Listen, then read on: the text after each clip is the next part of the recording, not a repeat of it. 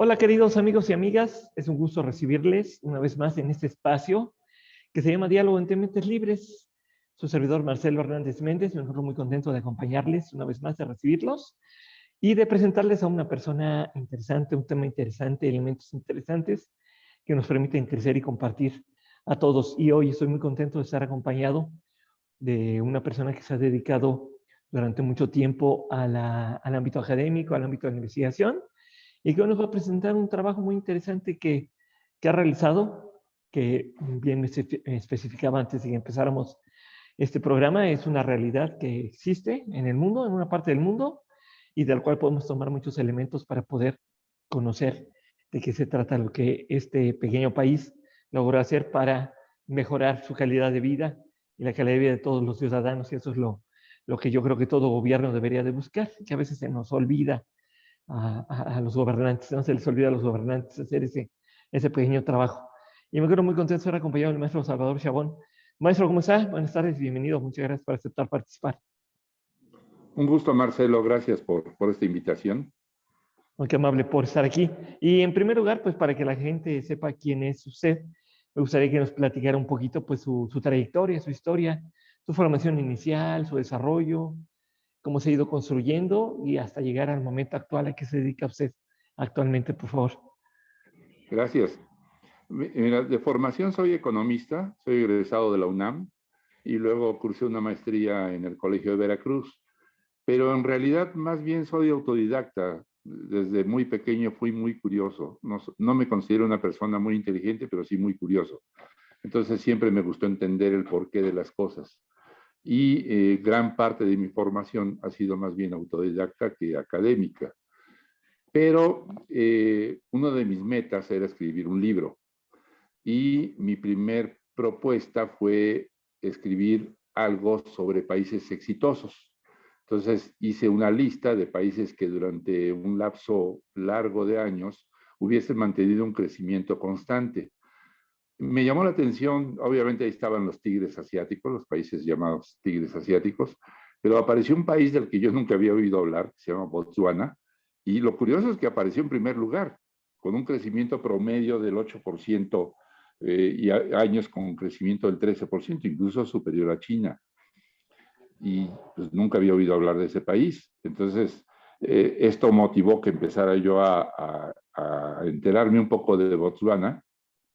Y tan luego empecé a escarbarle un poquito, lo primero que me dije es, si hay un secreto sobre el crecimiento económico, ahí está. Porque este país no tenía nada a favor y sin embargo lo logró.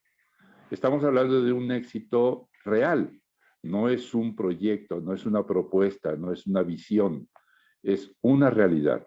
Pasaron de ser el sexto país más pobre del mundo a ser un país de desarrollo medio, cuyos indicadores lo posicionan incluso más arriba que México. Imagínense Ese nada es más. el origen. Increíble, ¿no? Que en la actualidad esté mejor posicionado este país, Botswana, que México, ¿no? Entonces va a ser interesante escuchar Sí, todos esos elementos que fue usted encontrando con su coautor en respecto a este país para ver en qué no, se va diferenciando con México. ¿Y cuáles son sus actividades actuales, maestro? mira, en la actualidad soy empleado público y también soy empresario. Estoy iniciando un negocio de lombricomposta y microbiología. Creo que ahí hay mucho futuro en la microbiología.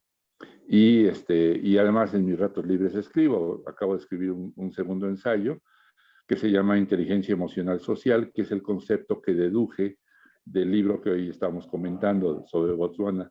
O sea, el secreto de su crecimiento es la inteligencia emocional social. Hay mucho escrito sobre inteligencia emocional, pero desde el punto de vista individual.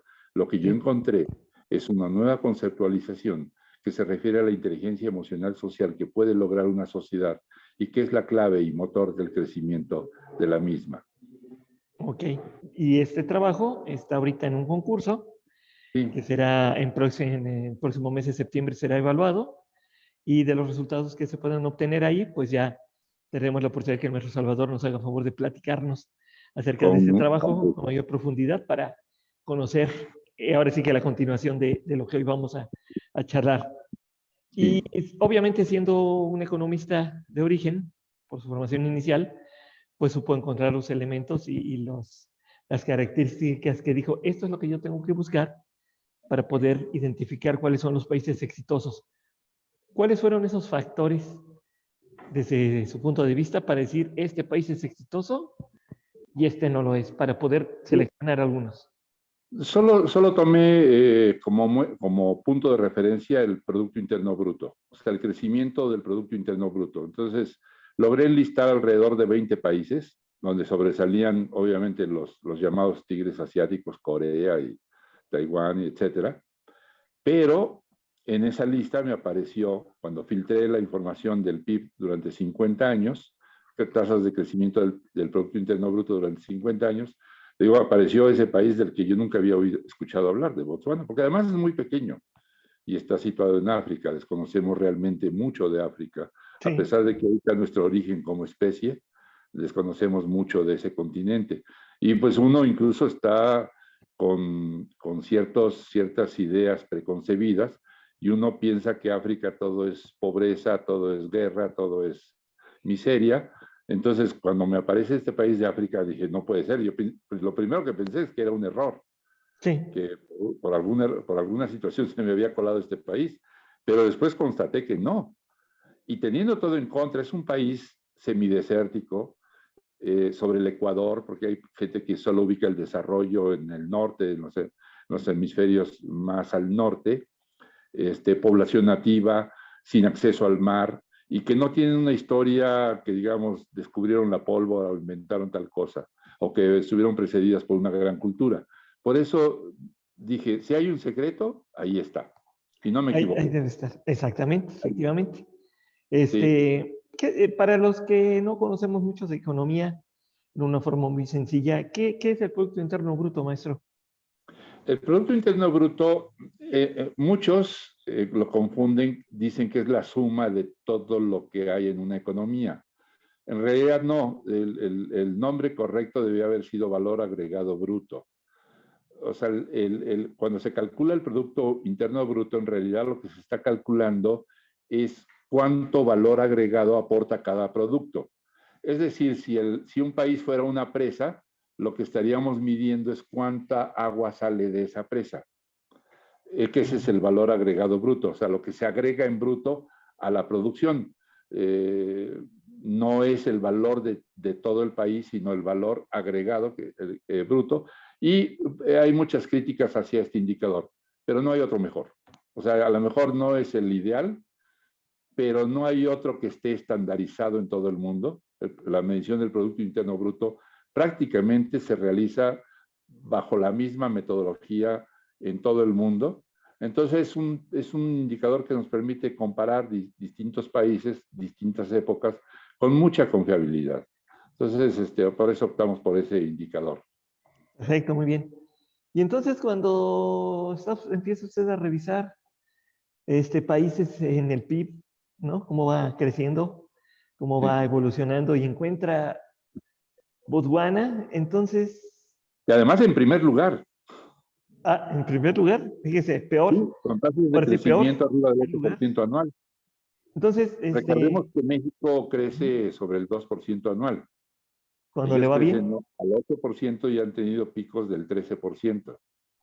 cuando le va bien, crece al 2%, cuando le va Sí, bien, y peor para ver, últimamente, ¿no? Y peor así es. últimamente, pero bueno. Este, ok, y entonces, Pues ¿cómo lograr encontrar información de un lugar prácticamente que ha pasado desapercibido toda la historia sí. para todo el mundo? ¿Cómo lograr encontrar información de ese lugar? Sí, no fue fácil porque no abunda mucho la información. Además, sus gobiernos tienen una sencillez que a veces espanta. Mira, te pongo un ejemplo. Hace 3 años publicaron sus tasas de pobreza, lo que en México mide el Coneval. Pasaron del 16 y cacho de pobreza extrema al 5% de pobreza extrema. Y pues uno pensaría, ¿quién dio la nota? Resulta que fue una ministra de lo que equivale en México al INEGI, el que dio la nota de esa reducción formidable de la pobreza extrema en ese país. Yo digo, ¿cómo el presidente no dijo nada? Busco declaraciones del presidente y encuentro unas declaraciones sobre unas compras en el extranjero y otra muy sui generis, donde dice que terminando su periodo de gobierno, porque era soltero, se iba a buscar una novia guapa para casarse. Y no comentó nada de este logro tan impresionante de reducir drásticamente la pobreza extrema. Yo digo, si esto sucediera en México, no, hombre, haríamos simposios internacionales y saldría el presidente a decir que México, bla, bla, bla. Sin embargo, generalmente no presumen sus logros. Son muy, No. muy, muy sencillos, por decirlo así. Sí, ¿no? Tienen otra mentalidad, otra filosofía muy Sí, diferente y eso les sí, permite tomar como algo normal el encargo así. que le hace el pueblo al gobernante de que lo ayude a estar mejor, que es para lo que De se esto sí supone que sirve la política, ¿no? sí, sí, así es. Tienen algunas tradiciones que realmente sorprenden. Son además uno de los países con mayor transparencia en el mundo, con menor tasa de corrupción. Es muy baja la corrupción. La ley se aplica, no se interpreta, se aplica. Tiene un sistema legal muy sólido, muy formado, que ha combinado sus tradiciones propias con lo mejor que lograron captar de las formas de democracia en el mundo, sobre todo Inglaterra, porque fueron un protectorado inglés, entonces conservan muchas formas inglesas en su cultura. De hecho, su lengua es el inglés.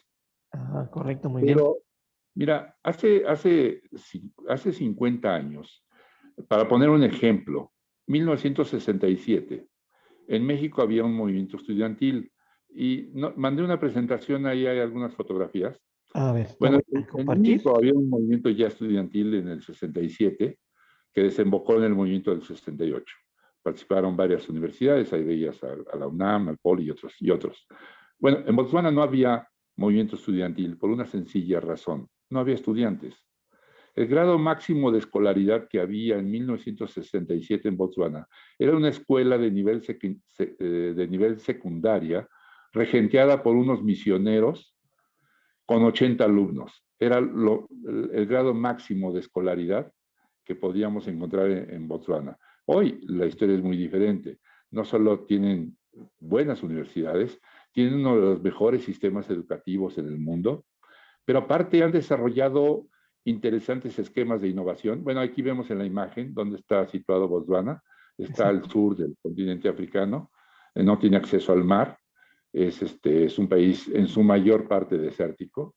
Y la siguiente, ahí vemos la imagen del desierto del Kalahari, que después del Sahara es el mayor desierto de África. También tienen algo de selva tropical, tienen mucha población de elefantes, son el país con mayor población de elefantes, pero la mayor parte de su territorio es desértico, el desierto del Kalahari. La siguiente, bueno, son de las comparaciones con México. En 1967, Telmex, que antes era la única compañía que proveía teléfonos o telefonía, celebraba la instalación del teléfono 1 millón en México. En Botswana prácticamente no había teléfonos. ¿Qué? Eran prácticamente inexistentes. 1600 teléfonos nada más. Sí, sí, bueno, en México, en el 1967, ya teníamos canales de televisión, se inauguraban nuevos canales de televisión, teníamos radio en amplitud modulada y FM estéreo, mientras que en Botswana solo había una estación que transmitía 2 horas diarias con muy mala calidad y era en la frecuencia AM. La siguiente. Bueno, mientras en México ya se estaba preparando el aeropuerto, había aeropuertos, por ejemplo, el de la Ciudad de México, ya aterrizaban aviones de alto, muy modernos. A Botswana solo llegaba de vez en cuando un destartalado DC-3, era el único vuelo, la única forma de llegar a Botswana en 1967. Aquí ya teníamos los DC-9 y al siguiente año apareció el Boeing 700 y tantos, que es una maravilla tecnológica, pero Botswana ese era su atraso. La siguiente. Bueno, ya habíamos comentado que aquí había un movimiento estudiantil porque había estudiantes en México. En Botswana no había un movimiento estudiantil porque simplemente no había estudiantes. Solo había una escuela de nivel secundaria regenteada por unos misioneros con 80 alumnos. Era el grado máximo de escolaridad que podía haber en dicho país. La siguiente. Además, bueno, esta es una nota periodística. Cuando se independiza este país en 1967, pues era tan poco importante, por llamarlo así, que solo asiste un periodista, un cronista internacional a la inauguración de la independencia de este país, y pues lo que escribió fue totalmente negativo. Entre ellos dijo que este país estaba condenado a vivir de la caridad universal porque él veía pobreza por todos lados. O sea, no había nada de riqueza. Sin embargo, la siguiente, para que nos demos una idea, en 1967, del lado derecho en la imagen, podemos apreciar lo que era su capital. Era un caserío con algunos edificios en formación. En México ya teníamos rascacielos. La torre latinoamericana era una realidad, mientras allá era un simple... O sea, aquí comparamos las dos capitales de México en aquel entonces. La siguiente. Y hoy esa es la capital. O sea, vemos el cambio que ha tenido este país de ser un caserío, ahora es una metrópoli pequeña, que tiene sobre 270,000 habitantes, pero es una metrópoli. Sí, es un lugar de negocios, un lugar de mucha actividad comercial.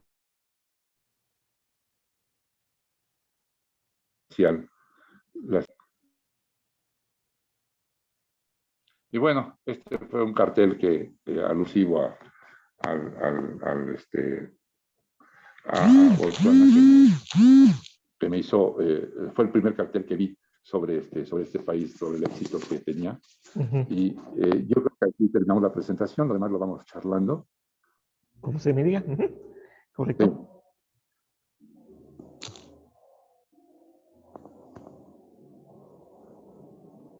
Sí. Bueno, esto sirvió para establecer cómo fue cambiando este país, cómo durante 50 años fueron escalando y escalando. Para no alargar mucho, lo que ellos hicieron fue tomar decisiones correctas. En el libro exploro otras cosas, incluso algo maravilloso. El origen de la humanidad está ahí en Botswana. La Eva mitocondrial, como así se le ha llamado, la madre de todos nosotros, salió precisamente de Botswana. 2 investigaciones independientes así lo han demostrado. O sea, el origen de la humanidad está ahí. Desarrollaron una inteligencia superior y sobre todo una inteligencia emocional, que le denominamos inteligencia emocional social, porque es la que permite tomar decisiones correctas en el momento adecuado. Generalmente los humanos, en lo individual, somos presas de nuestras decisiones. Una decisión equivocada en algún momento nos conduce a pagar consecuencias, generalmente funestas. Entonces, en la medida en que nosotros como individuos tomamos decisiones acertadas, podemos sortear la vida con mejor manera. Lo mismo pasa con los países o las sociedades. Cuando una sociedad toma decisiones correctas, puede sortear muchos elementos. Y lo que desarrolló Botswana fue un sistema de toma de decisiones, basado precisamente en su democracia nativa. Voy a explicar brevemente cómo era su democracia nativa. Ellos eran extremadamente pobres, sus tribus eran prácticamente nómadas o seminómadas. Entonces ellos tenían un sistema de asamblea tribal muy similar a cualquier otra asamblea, pero tenía 2 características que lo distinguen de muchas asambleas.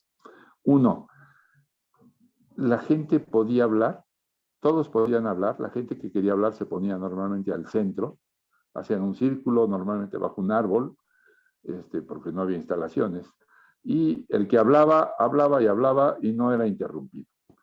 Y discutían algún punto, algunos temas de interés para la tribu, y no importaba si se ocupaban una hora, un día o 3 días. O sea, tenían que discutir todo a fondo. Y no hay votación, no había votación en ese esquema. Solo había 2 posibilidades, consenso o disenso. Es decir, si la tribu no lograba consenso en algún tema, simplemente se dividía, lo cual no era nada difícil, porque pues, como eran seminómadas, prácticamente los que no estaban de acuerdo, pues agarraban su petate, su olla y su cobija y se iban para otro lado. O sea, no era difícil dividir, tampoco era conveniente.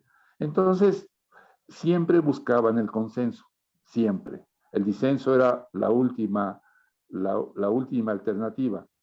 Y como no había votación en México, los que hemos asistido a asambleas, luego cuando ya nos cansamos de tanto discutir, pues simplemente decimos, ya que se vote y a ver qué gana, y el que gana, punto. No, Sí. allá no, simplemente no había la opción de votación, era consenso o disenso, si se lograba el acuerdo o no se lograba el acuerdo. Entonces, en ese proceso de buscar acuerdos, pues realmente se convierte en una discusión muy profunda de analizar las distintas alternativas, posibilidades y sobre todo consecuencias. Entonces, ese elemento de discutir y discutir y discutir, tratando de lograr el consenso, porque el disenso era caro. O sea, la tribu se dividía y se debilitaba. Entonces, siempre la motivación era encontrar el consenso, pero ese proceso se convirtió en una toma de decisiones acertada y correcta. Siempre, siempre, 2, 3 o 100 cerebros pensarán mejor que uno, por muy ilustrado que sea. Entonces, esta forma de democracia, el primer presidente de este país, Seret Sekarma, la lleva a las esferas de gobierno. En su gobierno, desde decisiones muy trascendentales que afecten a todo el país, hasta decisiones sencillas como el cómo celebrar la independencia de ese país, se discute a distintos niveles. Por ejemplo, para celebrar la independencia de ese país, juntan a 5 o 10 personas que medio le sepan al tema, se ponen a discutir, discutir, discutir, hasta que logran un acuerdo y dicen, bueno, la independencia este año la vamos a celebrar así, así, así, así. Pero después de discutir mucho.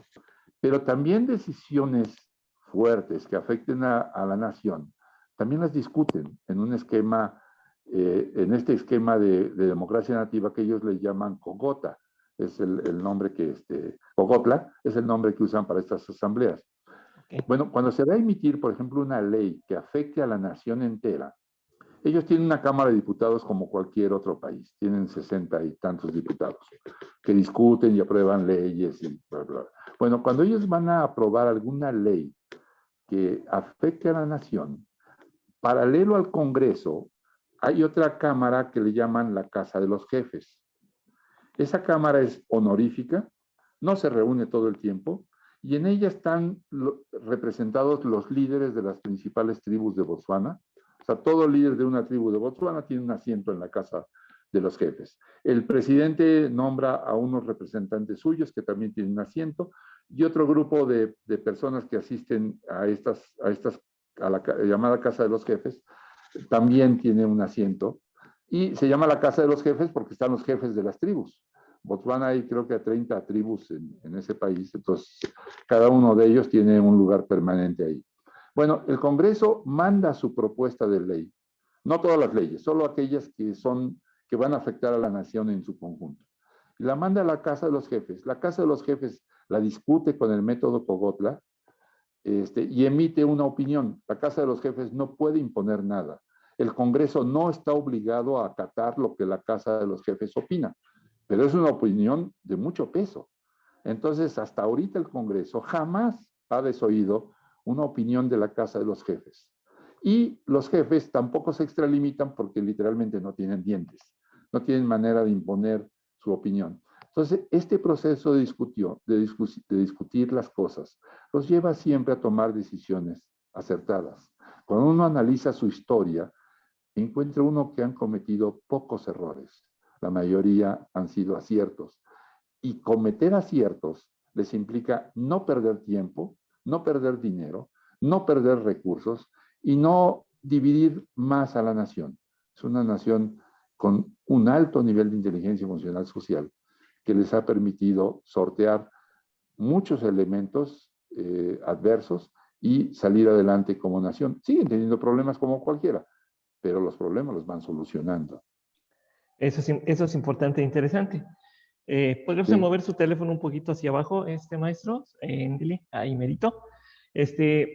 ¿Cómo lograr que aquí en México, donde tenemos 500 diputables y 128 senadores, que realmente son pocos para el volumen de población que tenemos, pudieran entrar en una dinámica constructiva de beneficio y de realmente interesarse en las necesidades de la población y pudieran aplicar, porque pues, ellos discuten y alegan, pero lo malo es que anteponen otro tipo de aspectos a buscar el aspecto del beneficio social, ¿no? Entonces aquí como que la inteligencia emocional social no funciona mucho que digamos en esa parte. ¿Cómo podríamos lograr que la gente que es elegida por el pueblo, pues entienda que es elegida por el pueblo y que se ponga a discutir en favor del pueblo? Sí, mira, no creo que sea fácil. En primera, porque este nivel de inteligencia emocional social es algo que podríamos decir innato o culturalmente formado en este país. Están hechos así. O sea, durante cientos de años, todo lo discutieron, todo lo analizaron y es la base de su toma de decisiones. Nosotros muchas veces no lo hacemos así, sino que no se discute lo suficiente o la discusión la convertimos en una lucha por imponer ideas. Como ellos buscan el consenso, más que imponer sus ideas, y esto es gracias a que, no, paradójicamente, a que no hay votación. Digo, solo había en sus asambleas, solo había dos alternativas, o consenso o disenso. Es decir, llegaban a un acuerdo todos o la tribu se partía. De hecho, hay una película muy bonita, estaba en Netflix, no sé si la siga viendo, se llama Un Reino Unido, a United Kingdom en inglés. En México no llegó a las salas, pero narra precisamente uno de otro aspecto muy llamativo de este país, donde la nación, la mayor tribu de Botswana prácticamente se dividió.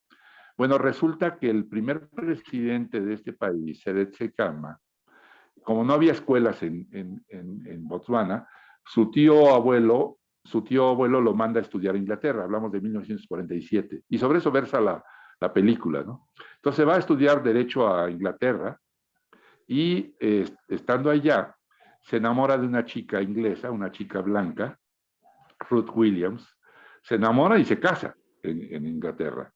Entonces, esto se convierte en un cisma. Hablamos de 1947. Sudáfrica, su vecino, se pone con los pelos de punta, porque dice, pues como un matrimonio interracial en un país vecino mío es un mal ejemplo.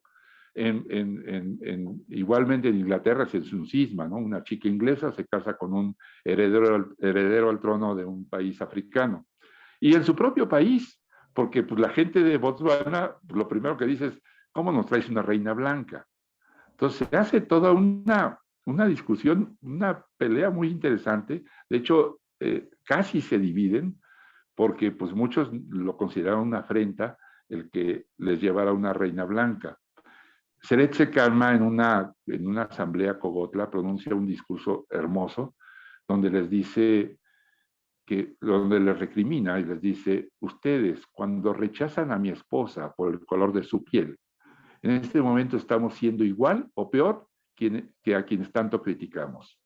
Y bueno, finalmente logra la aceptación. Ruth Williams, bueno, primero él termina su periodo como presidente y después, años después, pues muere ya por cáncer y Ruth Williams se quedó a vivir siempre toda su vida en Botswana, ahí muere. Y bueno, de hecho su su hijo se convierte en el penúltimo presidente que han tenido allá.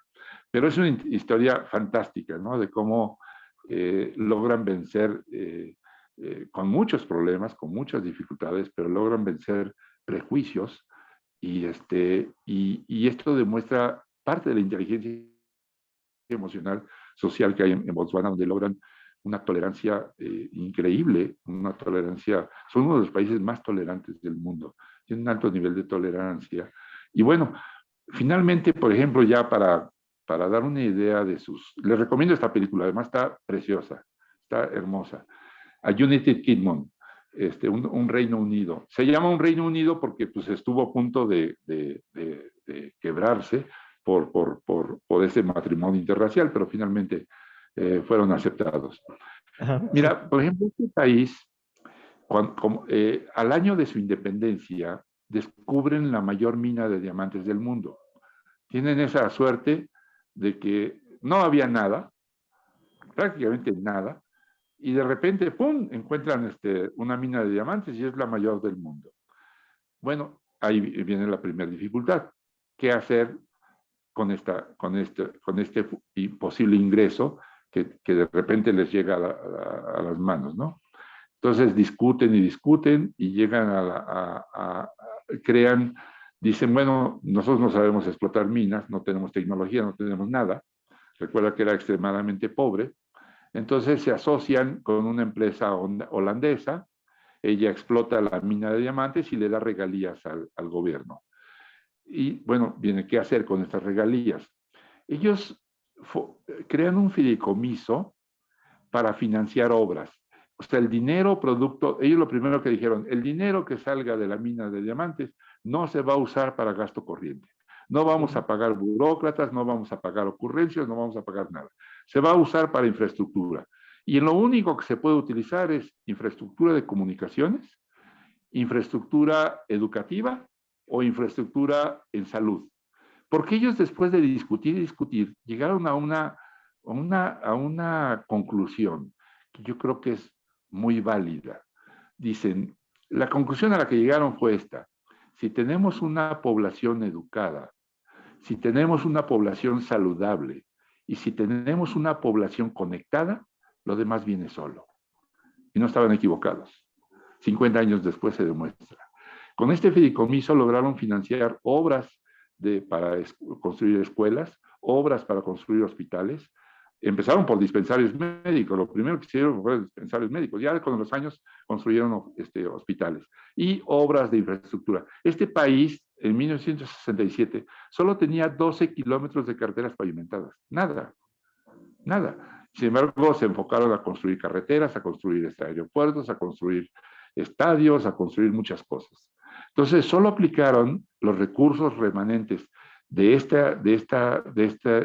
los diamantes a la construcción de infraestructura de comunicación, a salud y educación. No hicieron programas sociales, o sea, prácticamente abatieron la pobreza sin programas sociales. Los programas sociales allá son mínimos, son prácticamente inexistentes, pero generaron infraestructura de comunicación, de educación y de salud, porque su lógica fue una lógica impecable en aquellos tiempos y no estaban equivocados.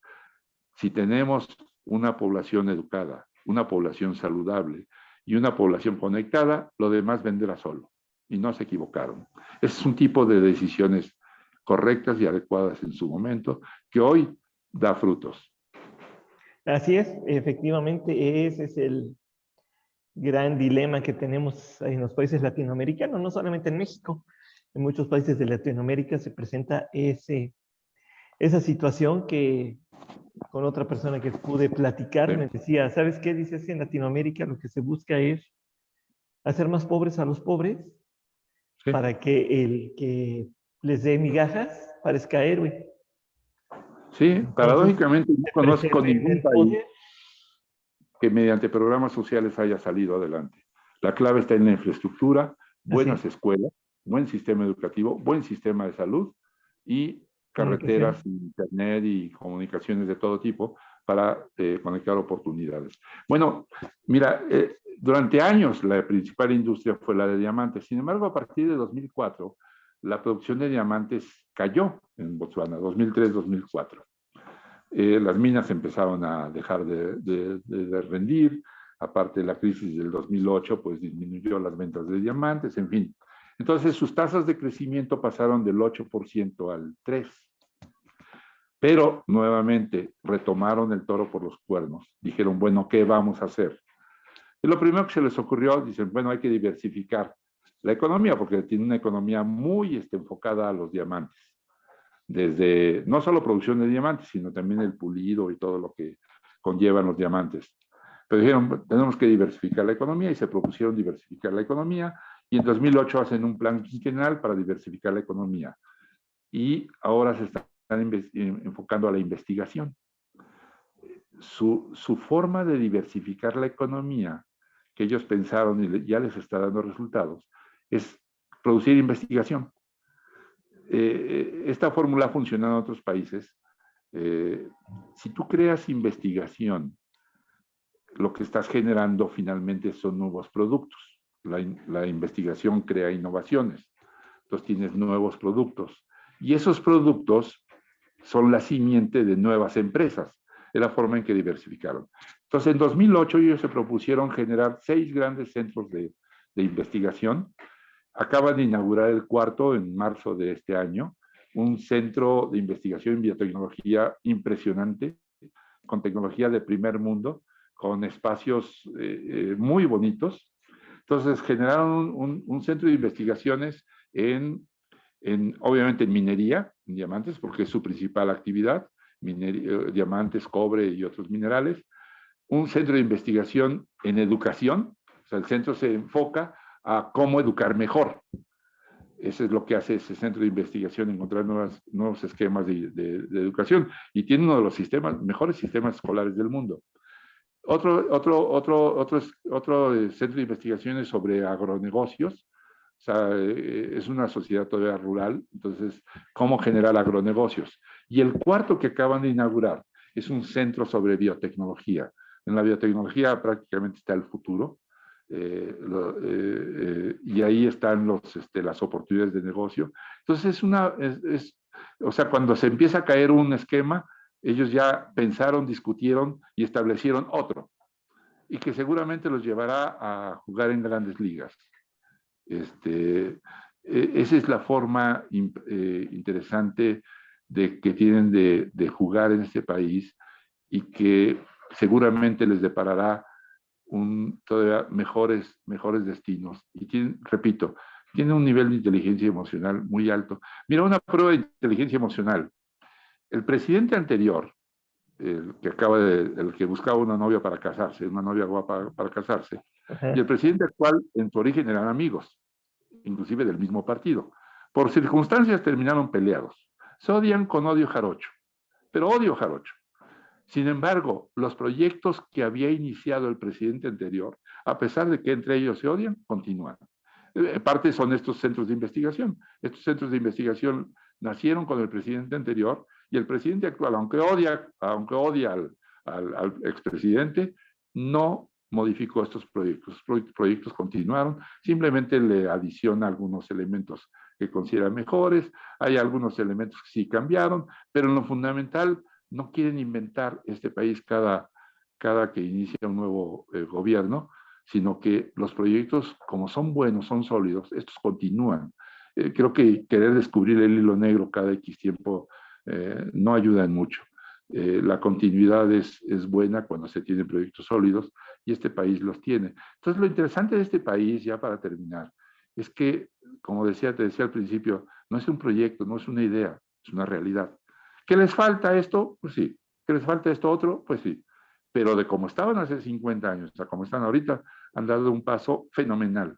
Y todo apunta a que seguirán hacia adelante, teniendo todo en contra, siendo un país desértico, siendo un país con pobreza extrema al 100%, siendo un país que tiene no una tribu, no una cultura, sino muchas, es intercultural, que han tenido que encontrar las formas de convivencia entre ellos.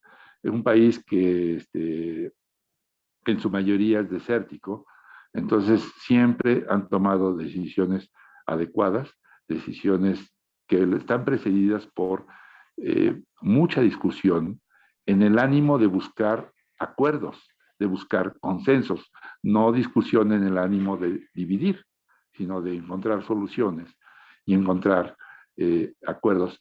Porque hay un economista francés que creo que tenía mucha razón, es de los primeros economistas del mundo, y decía, el problema de encontrar soluciones es que generalmente las soluciones correctas en el corto plazo tienden a ser fatales en el largo plazo. O sea, una solución que generalmente que beneficia en el corto plazo, decía Bastián, en el largo plazo se convierte en contraria, en negativa.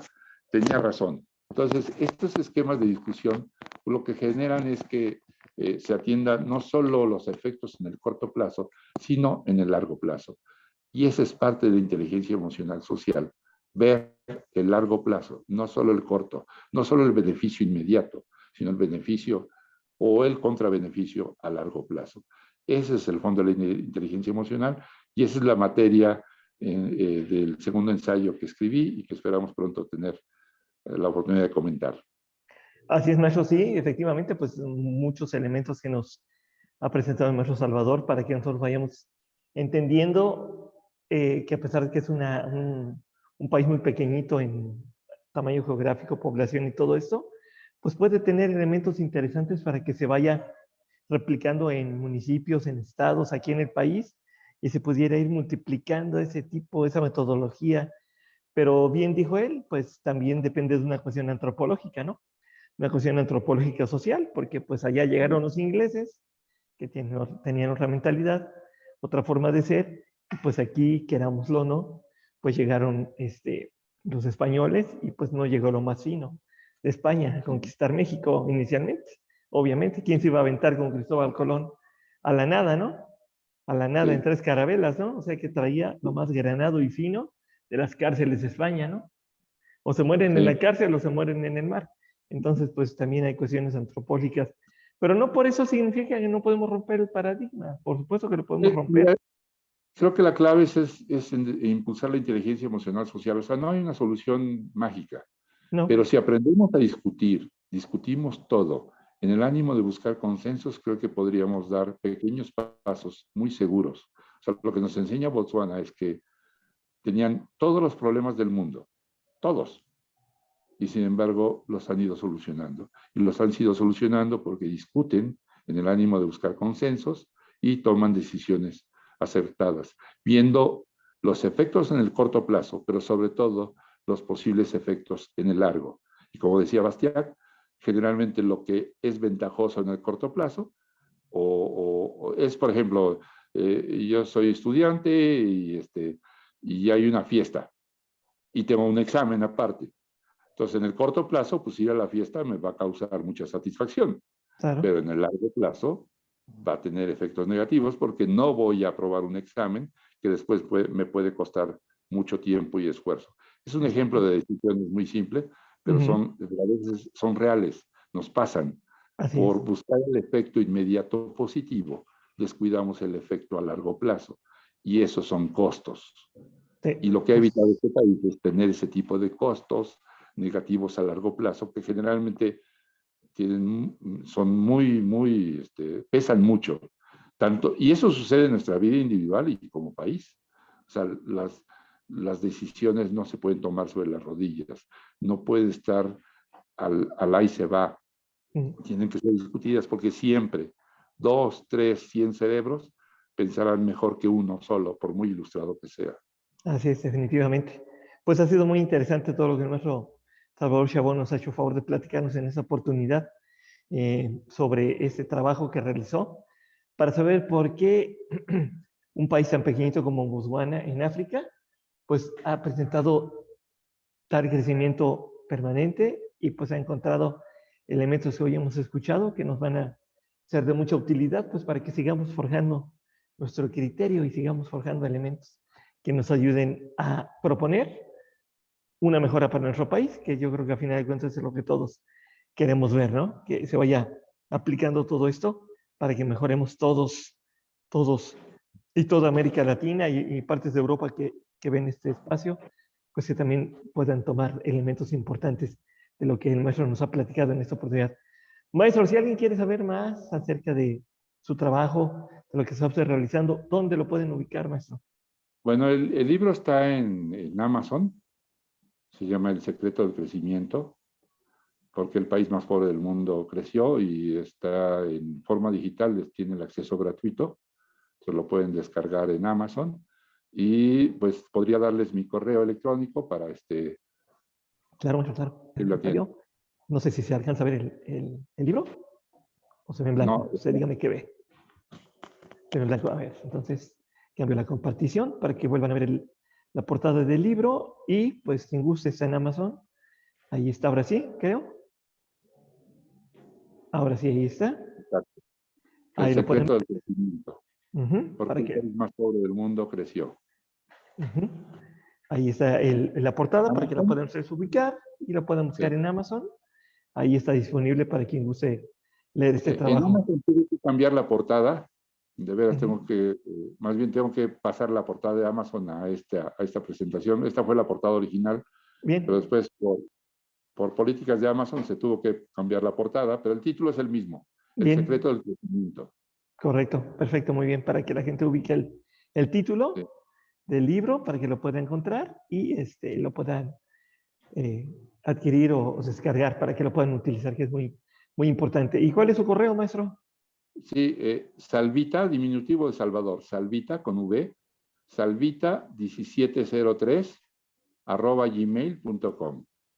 Muy bien, salvita1703 @gmail.com. Ahí pueden encontrar al maestro Salvador para cualquier situación que quieran ustedes platicar con él, ya que como pueden ver, pues una persona dedicada a analizar, a estudiar, y como él lo ha declarado al principio, ha sido una persona autodidacta que se ha puesto a, obviamente con bases académicas, su licenciatura y su maestría, pues le han dado los elementos académicos para que él siga desarrollándose en el ámbito de la investigación.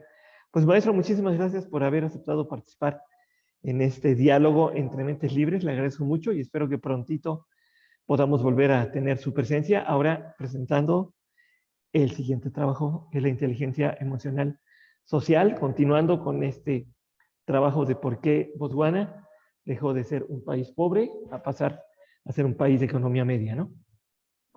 Muchas gracias, Marcelo. Fue un gusto poder platicar y nos vemos en la próxima.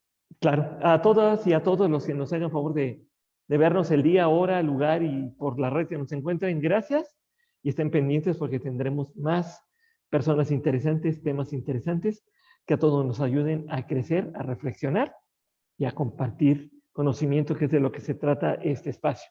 Maestro, muchas gracias, cuídense ustedes mucho, que esté bien. Gracias. A todos muchas gracias, cuídense mucho y los esperamos en la próxima oportunidad. Hasta pronto.